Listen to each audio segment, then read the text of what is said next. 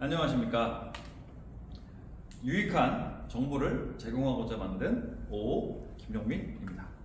오늘의 주제는 댓글에서 전거근에 대해서 얘기를 좀 해주세요가 요청이 있었어요. 저희가 생각하는 전거근에 대해서 이런 운동을 통해서 어떻게 활성화를 일으키고 안정화를 만들 수 있는지에 대해서 만들어 볼 거고요. 화두에 항상 많이 있는 근육은 맞죠. 근데 사실 중요한 근육 맞아요. 왜냐면 날개뼈의 움직임을 굉장히 자유롭게 만들어주는 근육 중 하나이기 때문에 중요한 근육은 맞습니다. 제가 소개시켜드리는 운동을 해보시면 도움은 좀 되지 않을까요?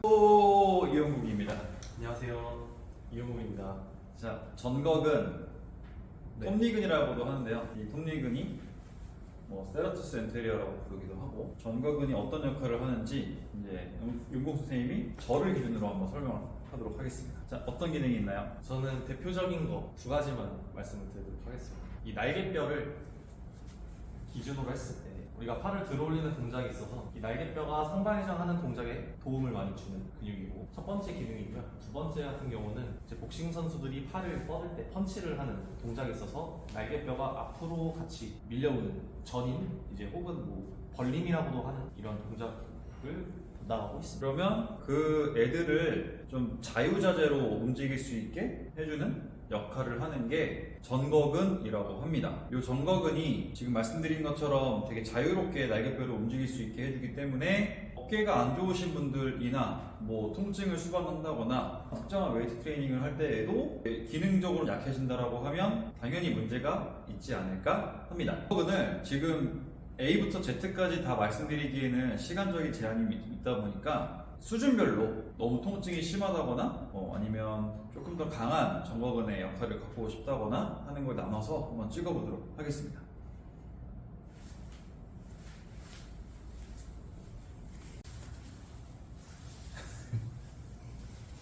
이거 많이들 사용하시죠? 폼롤러.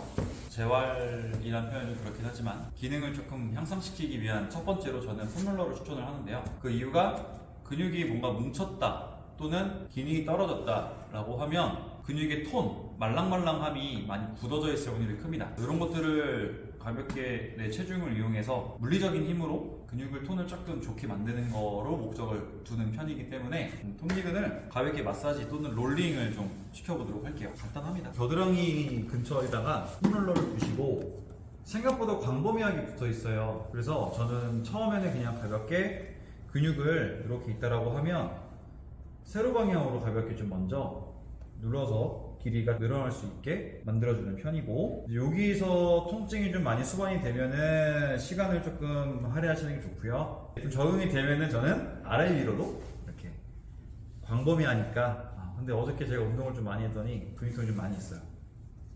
좀 잘 썼다는 소리겠죠? 이런 식으로 좀 마사지를 해주시면 되겠습니다. 아우 겁나 아파요. 일단 모든 첫 번째는 일단 그 근육을 내가 움직일 수 있게끔 나 네 운동할 거니까 긴장 좀 풀어줘, 이렇게 만들어 주시면 되겠습니다. 자, 두 번째, 폼롤러를 이용해서 근육을 톤을 좋게 만들었다고 하면은 이게 교정 운동 관련된 책에서 소개를 하는 방식이 톤을 좀 정돈을 하고요. 그 다음 열린 사슬 운동을 하고요. 열린 사슬에서도 조금 더 부하가 있는 것들을 들어가고요. 그 다음 닫힌 사슬 운동을 이렇게 권장한다고 해요. 순서 자체가. 여기서 열린 사슬이랑 닫힌 사슬을 좀 설명을 드릴 건데, 가장 쉬운 예가 열린 사슬 같은 경우는 내 몸은 가만히 있고 우리의 사지가 움직이는 행위를 얘기를 합니다. 그럼 대표적으로 누워서 하는 벤치 프레스는 내가 가만히 있고 얘가 움직이는 열린 사슬 운동이 될 거고요. 엎드려서 팔이 붙어 있고 몸통이 움직이는 푸시업 같은 경우는 닫힌 사슬 운동이 될 거예요. 여기서 가슴 운동을 처음 시킨다라고 하면 제 생각에는 열린 사슬 운동을 가볍게 해주시는 게 좋을 수도 있고, 상태에 따라서 닫힌 사슬부터 해서 극도의 속도를 이끌 수도 있긴 하겠지만, 뭔가 문제가 있는 분이라고 하면 열린 사슬 운동을 좀 먼저 권장을 합니다. 그래서 열린 사슬 운동으로 이런 징볼 같은 거를 가볍게 두고서 이거를 자유자재로 조금씩 움직여 보는 거예요. 이런 식으로. 여기 조금 적응이 된다라고 하면은 높이 자체를 조금씩 바꿔보는 거예요. 이런 식으로. 그리고 나서 반대쪽도 해주시고, 해주시고 가볍게 돌리는 행위만 해주셔도 전거근의 움직임은 따라와야만 하기 때문에 감각을 조금씩 느낄 수 있을 거고요. 적응이 된다 싶으면 양손으로 진행을 하는 거죠. 이거는 시전자에 따라서 굉장히 높은 난이도가 될 수도 있고 아닐 수도 있는데 그 이유가 이 도구를 사용하는 거에 있어서 좀 차이가 있어요. 한참 우리가 유행했던 방식이 여기다가 수건을 대고서 운동을 하는 방식이 있었고 그 수건에 플러스로 해서 밴드를 해서 저항을 조금 더 이 바깥쪽 회전을 만들어주는 방식도 있었는데 저는 그건 되게 높은 단계라 생각을 해요. 그 방법이 나쁘다는 건 아니고 그게 필요한 사람이 있고 필요하지 않은 사람도 있다라고 생각하시면 될 것 같고 저는 초보자 기준으로 좀 설명을 드리도록 하겠습니다. 이렇게 굴릴 수 있는 편안한 운동을 선택하시면 되겠죠. 간단합니다. 이런 벽면에 손을 가볍게 일단 올려놓으시고 그대로 팔이 눈의 위치까지 즉 팔꿈치가 눈의 위치까지는 편안하게 밀어보시는 거예요. 이런 식으로 일단 이 감각부터 좀 먼저 익혀주시는 게 맞아요.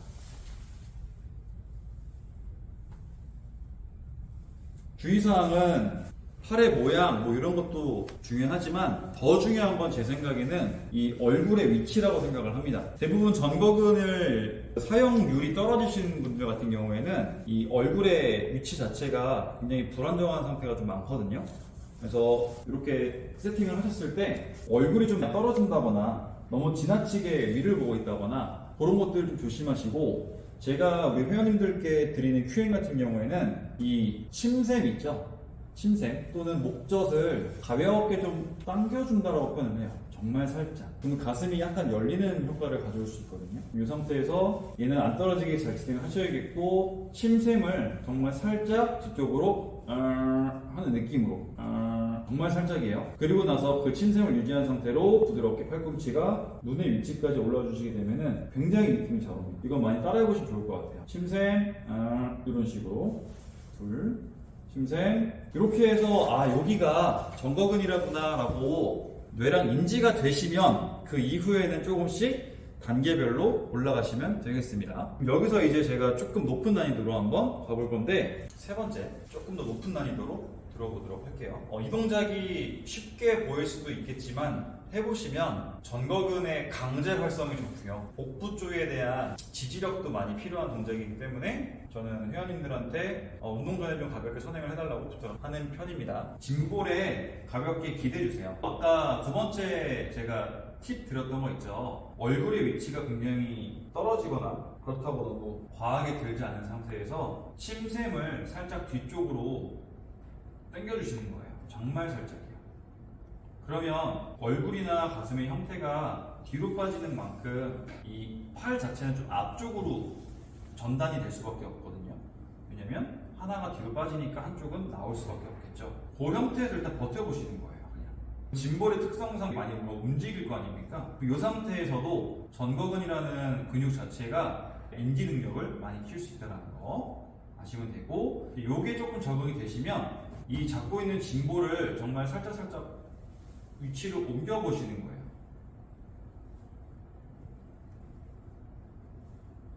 해보시면 알겠지만 전거근뿐만 아니라 표면 사슬에도 힘이 굉장히 많이 들어가 느낄 수 있고요. 조금 부하가 많이 걸리게 되면은 승모근까지도 운동을 시킬 수 있다는 장점이 있어서 저희는 운동을 많이 해요.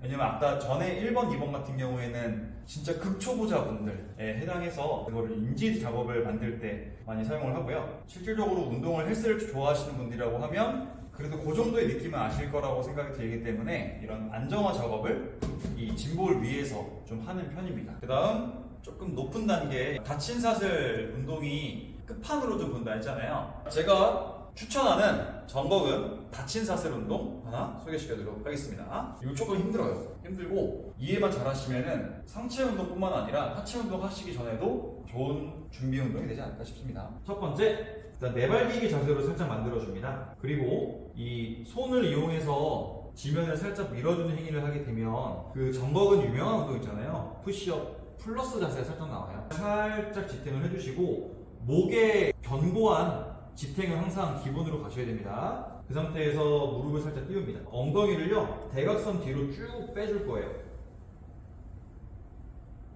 그러면은 손은 붙어있고 몸통이 뒤로 빠지는 다친 사슬 운동이 되겠죠. 이 상태에서 전거근에 힘이 많이 들어올 수 있고요. 제가 지금 보다시피 발 뒤꿈치도 들어주는 거 보면은 발바닥에 대한 인지력이나 엄지발가락의 사용까지도 많이 쓸 수 있고 고관절의 굽힘도 많이 이뤄낼 수가 있네요.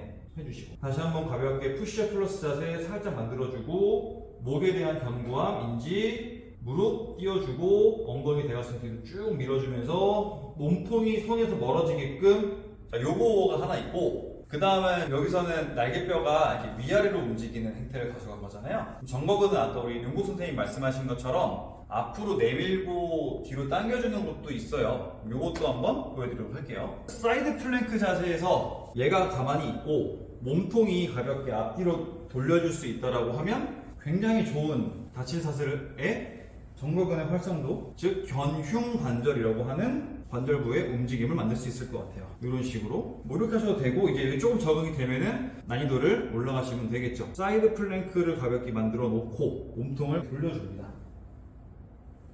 이런 식으로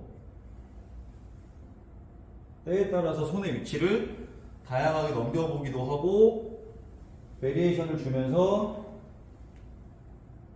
날개뼈의 움직임을 많이 만들어주죠. 그럼 여기서는 몸통에 회전도 들어가니까 외복사근, 내복사근에도 힘이 들어갈 것이며 다리를 들어줘야 되기 때문에 엉덩이 관절, 고관절에도 운동성을 넣을 수 있을 거고요. 제가 일전 업데이트했던 지면 반발력 운동에도 도움이 될 것 같다는 생각이 들어서 5가지 한번 정리해 볼게요.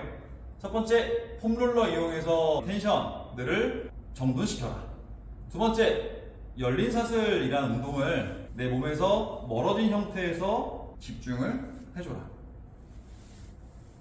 그 다음 많이 알고 있는 월슬라이드를 자기 난이도에 맞춰서 폼롤러를 사용하시거나 수건을 사용하시거나 뭐 밴디드를 한다거나 그거는 레벨에 맞게끔 선택을 해서 움직임에 좀 집중을 해줘라. 그 다음에 넘어간다고 하면은 통합적인 움직임이 되게 중요하기 때문에 다친 사슬 운동이라고 하는 동작들을 할 건데 내발기기 자세도 있었고요. 그리고 사이드 플랭크에서 몸통이 앞뒤로 돌아서 다양한 각도를 만들 수 있는 운동을 추천을 합니다. 10분, 5분에서 10분 정도? 이 정도 할애를 하시고 나서 전거근 많이 써야 되는 운동들이 이 수직으로 움직이는 게 좀 많이 있거든요. 턱걸이나 풀다운이나 뭐 오버헤드 프레스나 뭐 이런 운동들을 해보시게 되면은 안전한 상태로 운동을 하는 거를 느낄 수 있을 것 같습니다. 오늘은 여기까지 마무리를 할 거고요. 이상 야!